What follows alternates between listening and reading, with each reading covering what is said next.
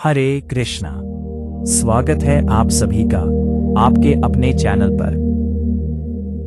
हिंदू धर्म ग्रंथों के अनुसार पुरुषोत्तम मास को अधिक मास, मल मास या पावन पुरुषोत्तम मास भी कहा जाता है,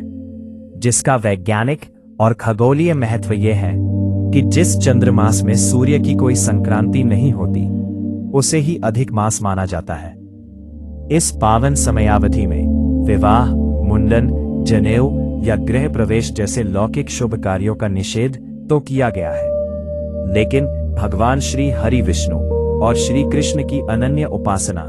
पवित्र नदियों में स्नान, दीपदान तथा अपनी सामर्थ्य के अनुसार दान पुण्य करने का महत्व सामान्य दिनों की अपेक्षा करोड़ गुना अधिक फलदायी और समस्त पापों का नाश करने वाला माना गया है।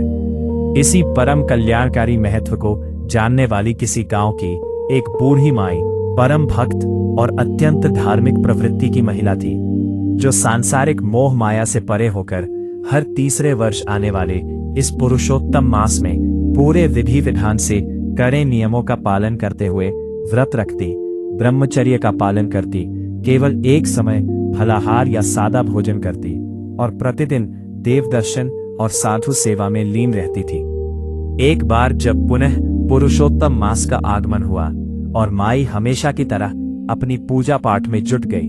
तो उसके आधुनिक विचारों वाले बेटे और बहू ने उसकी भक्ति का उपहास उड़ाते हुए अत्यंत कटु वचनों में ताना मारा कि हे माँ, तुम जीवन भर हर तीसरे साल आने वाले इस मल मास में इतने कठिन व्रत, पवित्र स्नान और भारी दान पुण्य करती आ रही हो, परंतु आज तक तुम्हें इस ढोंग का क्या वास्तविक पुण्य फल मिला है? हमारी शादी हुए पूरे 5 वर्ष बीत चुके हैं, लेकिन न तो इस घर की सोनी गोद में कोई पोता खेलकर कुल का दीपक बना और न ही तुम्हारे इस पढ़े लिखे बेटे को समाज में कोई अच्छी नौकरी या सम्मानजनक आजीविका ही मिल सकी। अपनी ही कोख से जन्मे बेटे और अपनी बहू के मुख से ऐसे हृदय विदारक और श्रद्धा को ठेस पहुंचाने वाले वचन सुनकर बूढ़ी माई का मन भीतर तक छलनी हो गया, किंतु उसने अपना धैर्य नहीं खोया और उसी क्षण एक अत्यंत दृढ़ तथा अटल संकल्प लिया कि वह अब इस सांसारिक घर गृहस्थी का परित्याग कर रही है और स्वयं साक्षात पुरुषोत्तम भगवान को ढूंढने वन की ओर जाएगी तथा उनसे प्रत्यक्ष मिलकर ही यह प्रश्न पूछेगी कि उसके जीवन भर के स्नान दान का अनंत पुण्य फल आखिर कब और किस रूप में प्रकट होगा। और जब तक भगवान स्वयं उसे उत्तर नहीं देंगे, वह कदापि इस घर की चौखट पर वापस पैर नहीं रखेगी। ऐसा कहकर वह अश्रुपूर्ण नेत्रों से जय हो पुरुषोत्तम भगवान, जय लक्ष्मी नारायण का अखंड नाम जप करते हुए लाठी के सहारे घने जंगलों और अनजाने रास्तों की ओर अकेले ही चल पड़ी। चलते चलते जब वह बहुत दूर निकल गई, तो रास्ते के चौराहे पर उसे एक अत्यंत दयनीय अवस्था में पड़ा हुआ वृद्ध कोढ़ी मिला, जिसका पूरा शरीर गल रहा था और वह असहनीय वेदना से तड़प रहा था। जब उस कोढ़ी ने बूढ़ी माई के मुख से पुरुषोत्तम भगवान के नाम की गूंज सुनी, तो उसने उत्सुकता से पूछा कि हे माई, तुम इस कड़कती धूप और निर्जन मार्ग पर कहाँ जा रही हो? तब माई ने अत्यंत करुणा के साथ रुककर उसे अपने बेटे बहू के दिए हुए उलाहने और भगवान से मिलने के अपने अटल संकल्प की पूरी व्यथा सुना दी। माई की अलौकिक श्रद्धा देखकर कोढ़ी के मन में भी आशा की एक किरण जागी और उसने हाथ जोड़कर प्रार्थना की कि हे दयालु बहन, यदि तुम्हारी सच्ची भक्ति के कारण तुम्हें मार्ग में साक्षात पुरुषोत्तम भगवान के दर्शन प्राप्त हों, तो मेरे इस घोर कष्ट का निवारण भी उनसे अवश्य पूछना कि मैं जब मात्र 15 वर्ष का अबोध बालक था, तभी से इस भयानक कोढ़ के रोग से क्यों तड़प रहा हूँ और मुझे अपने किस अज्ञात महापाप की यह दारुण सजा भुगतनी पड़ रही है। बूढ़ी माई ने उसकी पीड़ा को अपना समझा और उसे सांत्वना देते हुए कहा कि भाई, मैं तुम्हारे दुखों का समाधान नारायण से अवश्य मांगूंगी। ऐसा कहकर वह पुनः जयकार करती हुई आगे बढ़ गई। कुछ कोस और आगे चलने पर उसे मार्ग में मिट्टी के बर्तन बनाने वाले एक कुम्हार और उसकी पत्नी मिले, जो अत्यंत हताश और रोते हुए बैठे थे। जब उन्होंने बूढ़ी माई को दिव्य भाव में मग्न होकर आगे बढ़ते देखा तो उन्होंने भी आदरपूर्वक रोककर उनके गंतव्य के विषय में पूछा। माई द्वारा सत्य बताने पर कुम्हार दंपति की आंखों में आंसू आ गए और वे रोते हुए बोले कि हे माई, हमारी छोटी सी जीविका का एकमात्र साधन केवल यह मिट्टी के मटके बनाना ही है, परंतु ना जाने किस अदृश्य श्राप के कारण पिछले 3-4 वर्षों से हमारी किस्मत ही फूट गई है। जैसे ही हम चाक पर मिट्टी चढ़ाते हैं, सुंदर बर्तनों के स्थान पर केवल टूटे फूटे और विकृत मटके ही बनते हैं, और यदि भूलवश कुछ गिने चुने मटके सही सलामत बच भी जाते हैं तो उन्हें आवा भट्टी में पकाते समय वे सब के सब चटक कर राख हो जाते हैं, जिससे हम भूखमरी की कगार पर आ गए हैं। कृपा कर भगवान से हमारे इस दुर्भाग्य का कारण और दरिद्रता से मुक्ति का उपाय अवश्य पूछना। बूढ़ी माई ने उन्हें भी सांत्वना दी और उनके कष्ट निवारण का वचन देकर पुनः अपनी यात्रा पर अग्रसर हो गई। अभी माई कुछ ही दूर और आगे बढ़ी थी कि झाड़ियों में से एक विशाल और अत्यंत भयंकर फुंकार मारता हुआ काला नाग निकलकर साक्षात यमराज की भांति उसके सामने खड़ा हो गया और बोला कि हे बूढ़ी औरत, आज मेरा भाग्य अच्छा है। मैं अत्यंत भूखा हूं और मुझे अभी तुम्हें डसना है ताकि मैं अपनी क्षुधा शांत कर सकूं। ऐसे प्राणघातक संकट के समय भी परम भगवत भक्त बूढ़ी माई तनिक भी भयभीत नहीं हुई और उसने शांत चित्त से हाथ जोड़कर कहा कि हे नागराज, तुम्हें यदि मेरे इस जर्जर शरीर को डसकर अपने प्राणों की तृप्ति करनी है तो तुम अवश्य ही मुझे डस लेना और मैं सहर्ष तुम्हारे विष को स्वीकार कर लूंगी। परंतु इस समय मैं अपने आराध्य पुरुषोत्तम भगवान से मिलने के एक अत्यंत महत्वपूर्ण कार्य से जा रही हूं, इसलिए कृपा कर मुझे केवल एक बार उनसे मिलने की अनुमति दे दो और मैं तुम्हें वचन देती हूं कि भगवान से मिलकर लौटते ही मैं स्वयं यहां आकर तुम्हारे सम्मुख खड़ी हो जाऊंगी। उस भयंकर सर्प ने जब एक तुच्छ मानव के मुख से ऐसा सत्यवादी और निर्भय वचन सुना तो उसका क्रूर हृदय भी द्रवित हो गया और उसने कहा कि ठीक है माई, मैं तुम्हारे इस सत्य वचन पर विश्वास करता हूं, परंतु यदि तुम्हें वास्तव में जगत के स्वामी नारायण के दर्शन प्राप्त हो तो मेरे जीवन का भी एक अत्यंत गहरा और दुखद रहस्य उनसे अवश्य पूछना। मेरी नागिन हर साल अनेक सुंदर अंडे देती है, परंतु न जाने किस दैवीय कोप के कारण आज तक हमारा एक भी सफोला सांप का बच्चा जीवित नहीं बचा और हमारी वंश बेल सदा के लिए सोनी रह जाती है। माई ने नागराज को भी वचन दिया कि मैं तुम्हारी इस संतानहीनता का कारण अवश्य पूछूंगी, और फिर वह निरंतर हरि नाम का संकीर्तन करते हुए घने वन के मध्य पहुंच गई। वन के ठीक बीचों बीच एक अत्यंत प्राचीन और विशाल वटवृक्ष के नीचे एक परम प्रतापी, शांत और ओजस्वी साधु महात्मा धूनी रमाए बैठे थे, जिनकी दिव्य आभा पूरे वन को आलोकित कर रही थी। जैसे ही बूढ़ी माई ने उनके समीप जाकर उन्हें साष्टांग प्रणाम किया तो उन अंतर्यामी साधु महात्मा ने, जो कि वास्तव में स्वयं साक्षात पुरुषोत्तम भगवान थे और अपनी भक्त की पराकाष्ठा की परीक्षा लेने हेतु वहां प्रकट हुए थे, अत्यंत मधुर वाणी में पूछा कि हे वृद्ध माई, तुम इस अत्यंत दुर्गम, हिंसक पशुओं से भरे और वीरान जंगल में किस अभिलाषा से भटक रही हो? तब बूढ़ी माई ने अपनी सरलता और अटूट भक्ति के साथ अपने बेटे बहू द्वारा दिए गए तानों, अपने संकल्प और मार्ग में मिले सभी दीन दुखियों की मार्मिक गाथा कह सुनाई। साधु महाराज ने मुस्कुराते हुए पुनः उसकी परीक्षा लेने के भाव से कहा कि हे माई, तुम कितनी भोली हो। भला इस कलयुग में भगवान इतनी आसानी से किसी को कैसे मिल सकते हैं? और यदि मान लो कि वे तुम्हारे सामने आ भी जाएं, तो तुम एक साधारण नेत्रों वाली वृद्धा भला उस ब्रह्मांड के स्वामी को पहचानोगी कैसे? तब बूढ़ी माई ने अत्यंत आत्मविश्वास और गदगद कंठ से कहा कि हे महात्मा, मेरी आत्मा कहती है कि मेरे प्रभु अत्यंत दयालु हैं और जब वे मेरे सामने आएंगे तो मेरी अंतर आत्मा और मेरे प्राण उन्हें स्वतः ही पहचान लेंगे। माई की ऐसी निश्चल, अनन्य और अडिग निष्ठा को देखकर भगवान पुरुषोत्तम का हृदय प्रेम से भर गया और उन्होंने उसी क्षण अपना साधु का भेष त्याग कर अपने चतुर्भुज रूप में शंख, चक्र, गदा और पद्म धारण किए हुए साक्षात लक्ष्मी नारायण के रूप में माई को साक्षात दर्शन दे दिए। भगवान की उस परम अलौकिक, करोड़ों सूर्यों के समान तेजस्वी और मंद मंद मुस्कुराती दिव्य छवि को देखकर बूढ़ी माई के आनंद का ठिकाना न रहा। उसकी आंखों से अविरल अश्रुधारा बहने लगी और वह प्रभु के चरणों में गिर पड़ी।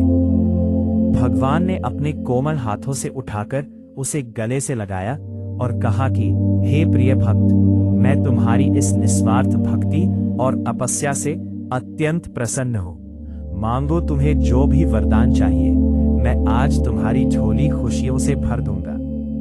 तब उस परम संतोषी और परोपकारी बूढ़ी माई ने कहा कि हे जगत के स्वामी, हे जनार्दन, आपके साक्षात दर्शन पाकर मेरे जीवन के सारे मनोरथ सिद्ध हो गए हैं और अब मुझे अपने स्वयं के नश्वर शरीर के लिए संसार की कोई भी वस्तु नहीं चाहिए। परंतु हे प्रभु, यदि आप मुझ पर वास्तव में प्रसन्न हैं तो मार्ग में मिले उन तड़पते हुए जीवों के कष्टों का निवारण कर दीजिए जिन्हें मैं वचन देकर आई हूँ। माई की ऐसी परमार्थ भावना को देखकर भगवान पुरुषोत्तम ने अत्यंत प्रसन्न होकर एक एक करके सभी के दुखों का रहस्य खोलते हुए कहा कि हे माई, सुनो, यह संसार कर्म प्रधान है और प्रत्येक जीव को अपने पूर्व जन्मों के संचित कर्मों का फल अवश्य ही भोगना पड़ता है। वह जो कोढ़ी तुम्हें मार्ग में मिला है वह अपने पिछले जन्म में एक अत्यंत क्रूर, अहंकारी और अत्याचारी राजा था जिसने सत्ता के मद में चूर होकर अपनी निर्दोष प्रजा पर अमानवीय अत्याचार किए थे और बिना किसी अपराध के तड़पा तड़पा कर उन्हें कठोर कारागार का दंड दिया था। आज उसे उन हजारों बेकसूर पीड़ितों की हाय और तड़प की आह लगी है, जिसके कारण उसका यह सुंदर राजा का शरीर गलकर कोढ़ में बदल गया है। परंतु अब चूंकि तुम्हारी कृपा से उसने मेरे नाम का आश्रय लिया है, इसलिए तुम मेरे इन चरणों की पावन धूल, चरण धूली अपने साथ ले जाओ और उसके पूरे शरीर पर लगा देना।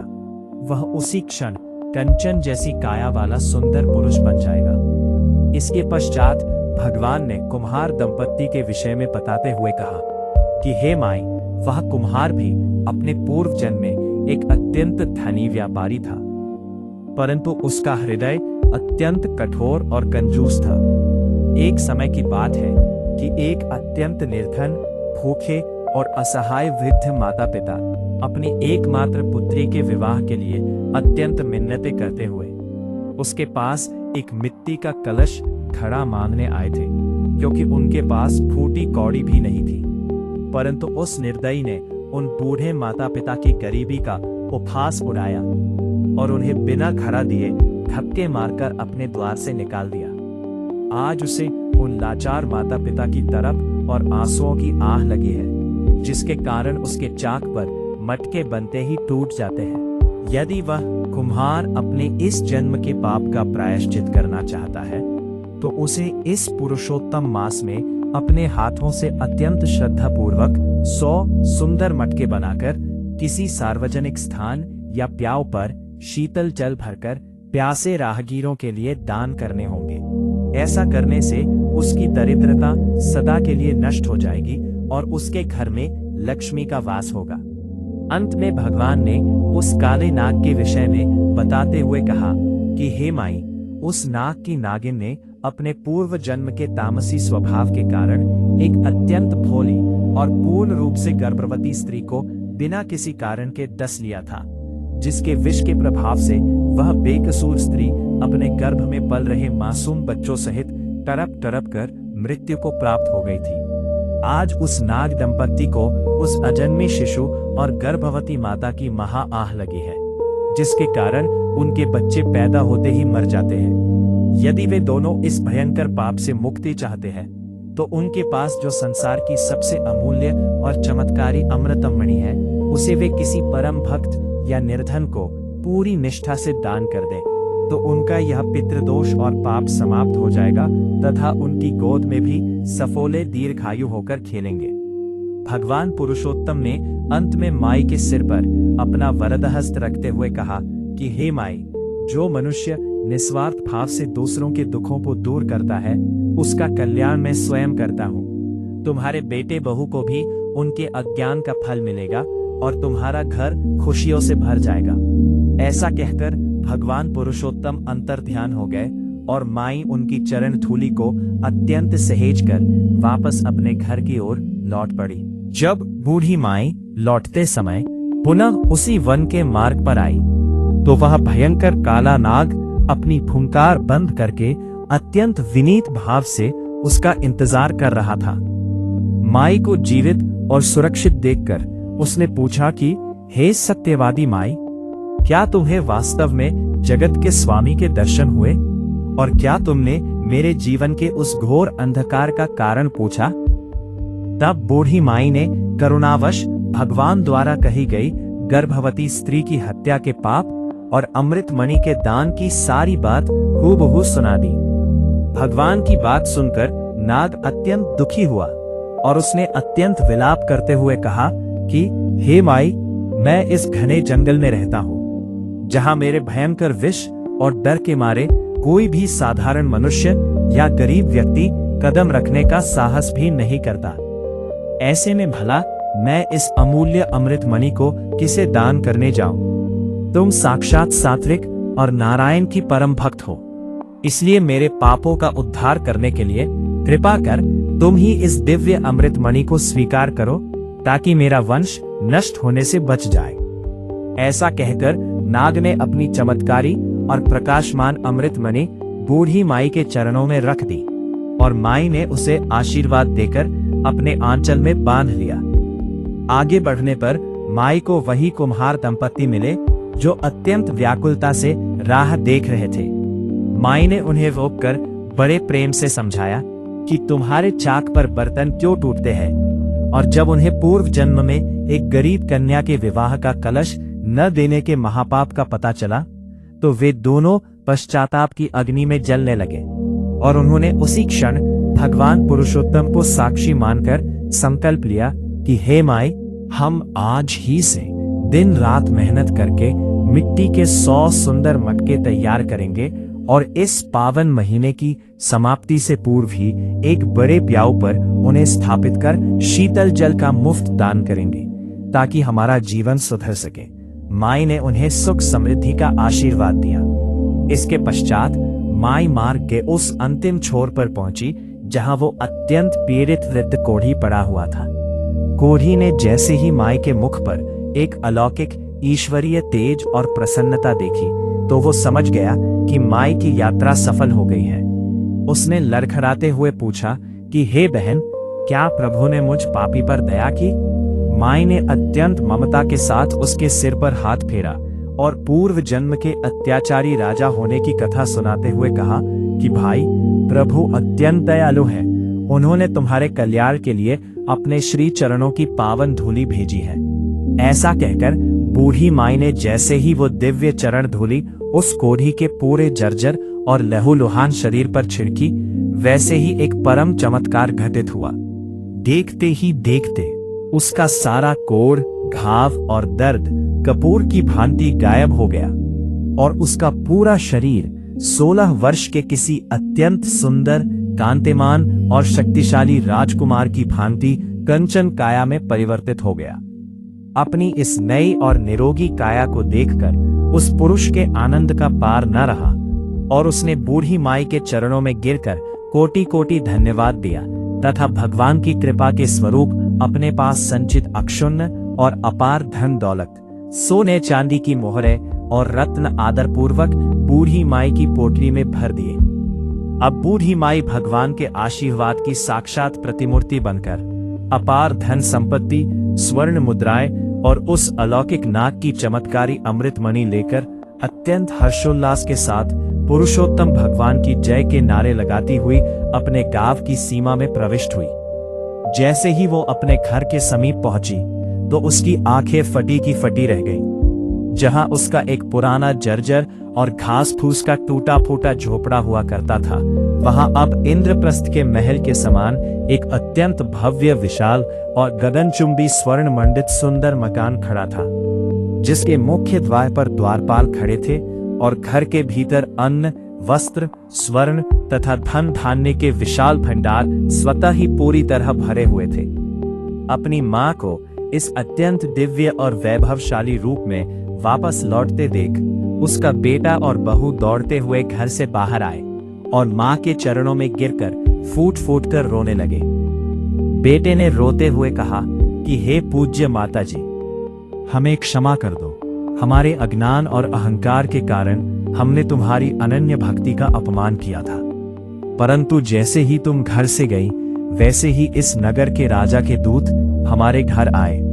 और उन्होंने मुझे राज्य का सबसे बड़ा और सम्मानित मंत्री पद सौंप दिया और मुझे एक बहुत ही प्रतिष्ठित और उत्तम नौकरी मिल गई है। तभी उसकी बहू ने भी अत्यंत लज्जा और आनंद के साथ माई के चरण स्पर्श किए और कहा कि हे मां, पुरुषोत्तम भगवान की असीम और अटूट अनुकंपा से मेरी 5 वर्षों की सूनी गोद हरी हो गई है और मैं एक अत्यंत भाग्यशाली पुत्र की माता बनने वाली हूँ। वैद्य जी ने कहा है कि हमारे घर कुलदीपक आने वाला है। अपने बेटे और बहू के हृदय परिवर्तन, उनकी अपार खुशियों और समाज में मिले इस उच्च सम्मान को देखकर बूढ़ी माई की आंखें एक बार फिर अपने आराध्य के प्रति कृतज्ञता से भर आई। उसने पूरे परिवार को रास्ते में घटित हुए भगवान के साक्षात दर्शनों की कथा और उन जीवों के उद्धार की पूरी कहानी सुनाई, जिसे सुनकर बेटे और बहू का सिर श्रद्धा से झुक गया और उन्होंने भगवान के चरणों की बची हुई धूल को अत्यंत आदर पूर्वक अपने मस्तक और संपूर्ण घर पर लगाया। इसके बाद पूरे गांव में ढिंढोरा पिटवाया गया और बूढ़ी माई के नेतृत्व में पूरे परिवार तथा ग्रामीणों ने मिलकर पुरुषोत्तम मास का एक अत्यंत भव्य उद्यापन और विशाल भंडारा किया, जिसमें कुम्हार दंपत्ति ने शीतल जल के मटके लगाए। इस प्रकार जो भी मनुष्य निस्वार्थ भाव से पूर्ण श्रद्धा, विश्वास और पवित्र मन के साथ इस पावन पुरुषोत्तम मास अधिक मास की इस परम पवित्र और मंगलकारी कहानी को सुनता है, सुनाता है या इसका मनन करता है, भगवान पुरुषोत्तम की कृपा से उसके जीवन के समस्त घोर पाप, जन्म जन्मांतर के कष्ट, कोढ़ और दरिद्रता तत्क्षण नष्ट हो जाते हैं और उसके घर में सुख, शांति, समृद्धि, उत्तम संतान और दीर्घायु का वास सदा के लिए हो जाता है। बोलो पुरुषोत्तम भगवान की जय।